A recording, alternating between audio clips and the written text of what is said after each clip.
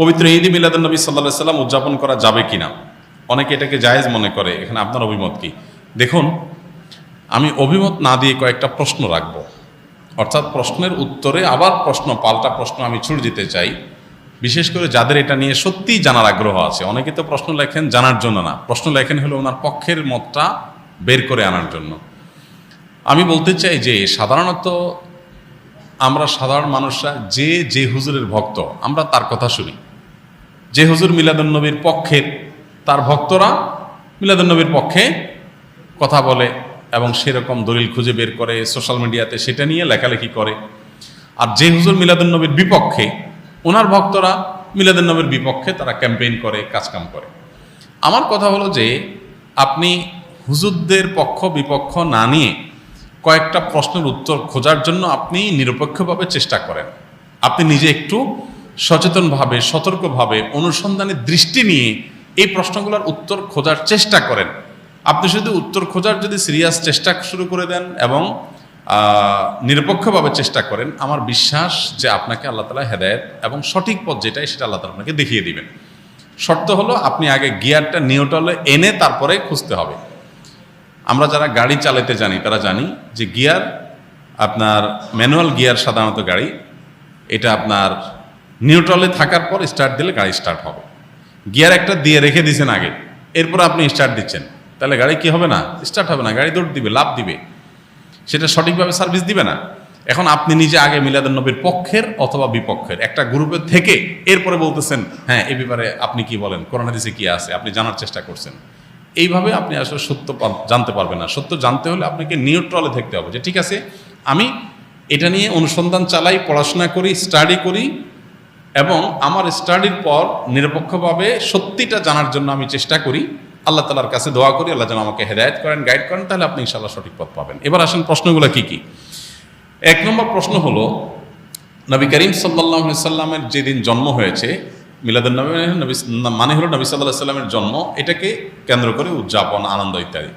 প্রশ্ন হলো, নবী করিম সাল্লাল্লাহু আলাইহি সাল্লামের যে তারিখে জন্ম হয়েছে সেই তারিখটা কি চূড়ান্ত এবং অবিতর্কিত কিনা, অর্থাৎ অমুক তারিখে তিনি জন্মগ্রহণ করেছেন, ইতিহাসবিদগণ এ ব্যাপারে একমত কিনা বা হাদিস গ্রন্থগুলোতে এটা সুস্পষ্ট আসছে কিনা, এটা আপনি একটু জানার চেষ্টা করেন। আপনি যদি খোঁজ করেন, অনুসন্ধান চালান, তাহলে কিন্তু আপনি জানতে পারবেন, জানতে আপনার কষ্ট হবে না খুব বেশি, যে আসলে নবী সাল্লাল্লাহু আলাইহি সাল্লামের জন্মের তারিখটা এটা চূড়ান্ত কি চূড়ান্ত না।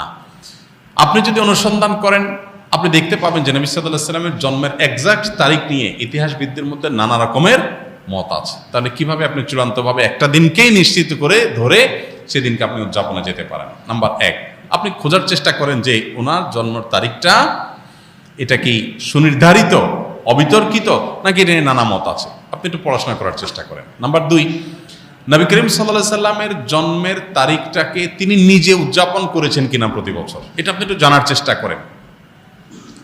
তিনি যদি নিজে নিজের জন্ম উদযাপন না করেন, তাহলে তার সিনিয়র সাহাবী যারা, চার খলিফা আরও যারা আছেন, এই সমস্ত সাহাবীরা কেউ যারা নবী সাল্লাল্লাহু আলাইহি ওয়াসাল্লামকে সবচেয়ে বেশি ভালোবাসতেন, নবী সাল্লাল্লাহু আলাইহি ওয়াসাল্লামের ভালোবাসার দোহাই দিয়েই তো আমরা এটা করি, তো তারা যারা নবী সাল্লাল্লাহু আলাইহি ওয়াসাল্লামকে এর ভালোবাসায় যারা উত্তীর্ণ হয়ে গেছেন, ভালোবাসায় যারা প্রমাণিত, তার আশেকে রাসূল বলি, যেটাই বলি আমরা তথাকথিত, এই জায়গাটা যারা ইতোমধ্যে প্রমাণিত হয়ে গেছেন, সেই সাহাবীরা যাদেরকে কোরআনে আল্লাহ সার্টিফিকেট দিয়েছেন নবী সাল্লাল্লাহু আলাইহি ওয়াসাল্লামের আনুগত্যের ব্যাপারে, ভালোবাসার ব্যাপারে, সেই মানুষগুলো নবী করিম সাল্লাল্লাহু আলাইহি সাল্লামের জন্ম দিবস উদযাপন করেছেন কি করেন নাই, আপনি এই বিষয়ে একটু খোঁজ নেন, তথ্য উপাত্তগুলো ভেরিফিকেশন করেন, যাচাই করেন। তৃতীয়ত হলো যে জন্মদিবস উদযাপনের এই কালচার কোত্থেকে আসছে, আপনি এটাও জানার চেষ্টা করেন। আপনি যদি এটা নিরপেক্ষভাবে এটা শুরু কোত্থেকে আসে দেখেন, আপনি দেখবেন এটা অগ্নিপূজক, প্রকৃতি পূজারী তাদের কাছ থেকে আসছে। এবং একসময় খ্রিস্টান ধর্মেও এই জন্মদিবস উদযাপন করাটার ব্যাপারে নিরুৎসাহিত করা হতো, নিষিদ্ধ করা হতো। পরবর্তীতে তারা নিজেরা আবার ওই প্যাগানদের দ্বারায়, প্রকৃতি পূজারীদের দ্বারা প্রভাবিত হয়ে তারাও তাদের নবীর জন্মদিবস উদযাপন শুরু করেছেন। আমাদের নবী সাল্লাল্লাহু আলাইহি ওয়াসাল্লাম বলেছেন, লা তুতরুনি কামা আতরাতিন নাসারা ইবনে মারইয়াম, তোমরা আমাকে নিয়ে বাড়াবাড়ি করিও না যেভাবে খ্রিস্টানরা ঈসা আলাইহিস সালামকে নিয়ে বাড়াবাড়ি করেছে। অতএব নবী করিম সাল্লাল্লাহু আলাইহি ওয়াসাল্লামের মিলাদুন নবী পালন করবেন কি করবেন না, উদযাপন করবেন কি করবেন না, সেই প্রশ্নের উত্তর আপনি পেয়ে যাবেন যদি আমার এই তিনটা প্রশ্নের উত্তর আপনি নিজে অনুসন্ধান করে জানার চেষ্টা করেন। আল্লাহ আমাকে আপনাকে আমাদের সবাইকে হেদায়েত এবং সত্যিকারের যে সঠিক পথ সেটা আল্লাহ তাআলা আমাদের সবাইকে আল্লাহ তাআলা দান করুন। ঈদ মিলাদুন নবী ও সিরাতুন নবীর মধ্যে পার্থক্য কি? মিলাদুন নবী মানে হলো নবী সাল্লাল্লাহু আলাইহি সাল্লামের জন্ম, আর সিরাতুন নবী মানে হলো নবী করিম সাল্লাল্লাহু আলাইহি সাল্লামের জীবনচরিত। তো সিরাতুন নবীর মধ্যে নবী সাল্লাল্লাহু আলাইহি সাল্লামের জন্ম, মৃত্যু, শৈশব, বেড়ে ওঠা, আল্লাহর আদেশে নিজের জীবনের সব বিষয়গুলো এর মধ্যে আছে। সিরাতুন নবী মানে জীবন ইতিহাসের মধ্যে সবই আছে। আর মিলাদুন নবী হলো সিরাতের অর্থাৎ নবী সাল্লাল্লাহু আলাইহি সাল্লাম পুরো জীবনের একটা অংশ। এটা হলো একটা পার্থক্য। আর একটা বিষয় হলো যে মিলাদুন নবী এটা আসলে উদযাপন বা অনুসরণ করার বিষয় না। নবী সাল্লাল্লাহু আলাইহি সাল্লামের জন্মকে আমরা চাইলে অনুসরণ করতে পারবো না, যে উনি যেভাবে জন্ম হয়েছেন, যে তারিখে হয়েছেন ওই তারিখে আমি হব, এরকম কোনো অপশন নাই তো।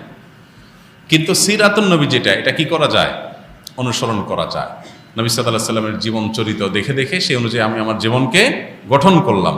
তো এটা হলো মূলত আমাদের জন্য গুরুত্বপূর্ণ। আমাদেরকে নবী সাল্লাল্লাহু আলাইহি সাল্লামকে আল্লাহ দিয়েছেন তাকে অনুসরণ করার জন্য। তাকে অনুসরণ করার নামগন্ধ নাই, কিন্তু তার মহব্বতের দাবি করে আমি যাচ্ছে তা করে বেড়ালাম, তো এটা আসলে ইসলাম হতে পারে না। অতএব আমাদেরকে নবী করিম সাল্লাল্লাহু আলাইহি ওয়াসাল্লাম অনুসরণ করার চেষ্টা করতে হবে। ডিপ্রেশন, দুশ্চিন্তা থেকে মুক্তির উপায় কি? ডিপ্রেশন এবং দুশ্চিন্তা এখন ঘরে ঘরে। যত বেশি সম্পদ, যত বেশি মানুষের দিনকাল ভালো, তত বেশি মানুষের মধ্যে দুশ্চিন্তা, ডিপ্রেশন বেশি। তো এই দুশ্চিন্তা এবং ডিপ্রেশন এটা থেকে মুক্তি লাভের জন্য আমাদের যে কাজগুলো করতে হবে তার ভিতরে 1 নম্বর হলো 5 ওয়াক্ত নামাজ যথাযথভাবে সুন্দরভাবে আদায় করতে হবে, খুব লম্বা সময় নিয়ে, ধীরে ধীরে। দ্বিতীয়ত, আপনি বেশি বেশি করে কোরআনে কারিমের অর্থ সহকারে তেলাওয়াত করবেন। এটি দুশ্চিন্তা থেকে মুক্তি লাভের জন্য অন্যতম কারণ। বিশেষ করে সূরা ইউসুফ সম্পর্কে অনেক উলামায়ে বলেছেন, এটা অর্থ সহকারে বুঝে পড়লে, মহব্বতের সাথে পড়লে, তাজবিদের সাথে সুন্দরভাবে পড়লে ইনশাআল্লাহ দুশ্চিন্তা থেকে মানুষ বাঁচতে পারে। তৃতীয়ত, দুরুদের আমল। এ সম্পর্কে হাদিসে পরিষ্কারভাবে আমাদেরকে নবী সাল্লাল্লাহু আলাইহি সাল্লাম নির্দেশনা দিয়েছেন যে নিয়মিত যদি কেউ দুরুদ পড়ে, সবসময় দুরুদ পড়ে, তো আল্লাহ তাআলা তাকে দুশ্চিন্তা মুক্ত করেন। আরেকটা হলো ইস্তেগফার যদি কেউ নিয়মিত পড়েন, তাকেও আল্লাহ তাআলা দুশ্চিন্তা থেকে হেফাজত রাখেন। আর এছাড়া দুশ্চিন্তা থেকে মুক্তি লাভের জন্য একটা বিশেষ দোয়া আছে, নবী সাল্লাল্লাহু আলাইহি সাল্লাম পড়তেন, আল্লাহুম্মা ইন্নী আউযু বিকা মিনাল হাম্মি ওয়াল হাযান ওয়া আউযু বিকা মিনাল আজজি ওয়াল কাসাল ওয়া আউযু বিকা মিনাল বুখলি ওয়াল জুবন ওয়া আউযু বিকা মিন গালাবাতিদ দাইনি ওয়া কাহরির রিজাল। এই দোয়ার প্রথম অংশ যেটা, আল্লাহুম্মা ইন্নী আউযু বিকা মিনাল হাম্মি ওয়াল হাযান, আল্লাহ আপনার কাছ থেকে দুশ্চিন্তা, পেরেশানি, ডিপ্রেশন থেকে আমি পানা চাই। এ দোয়া বিশেষ করে পাঠ করবেন। আর এমনিতে নবী সাল্লাল্লাহু আলাইহি ওয়াসাল্লামের নিয়ম ছিল, কানাইজা হাযাবাহু আমরুন ফাযা ইলাস সালাহ, কোনো বিষয় যখন তিনি পেরেশানিতে পড়তেন নামাজে চলে যেতেন, 2 রাকাত নামাজ পড়তেন। আর এর বাইরে বিশেষ করে ভোর রাতে তাহাজ্জুদের সময় উঠে নিরিবিলি আল্লাহর সাথে একটু মন খুলে কথা বলেন, ইনশাআল্লাহ আল্লাহ তাআলা আপনার মানসিক অশান্তি দূর করবেন।